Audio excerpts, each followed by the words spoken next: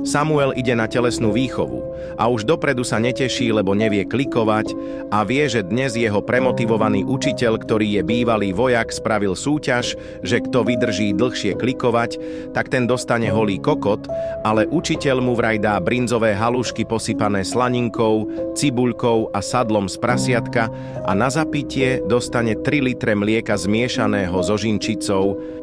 Sámko ide na to a pri 3. kliku sa mu zrazu otočí ruka o 180 stupňov a kosť sa mu prelomí na polovicu.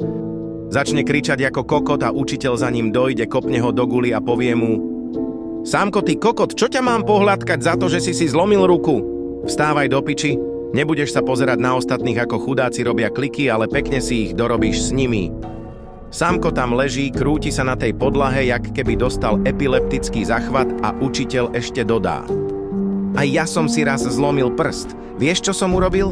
Zlomil som si aj druhý, aby mu nebolo smutno. Tak klikuj a nerob si tú hanbu do piči.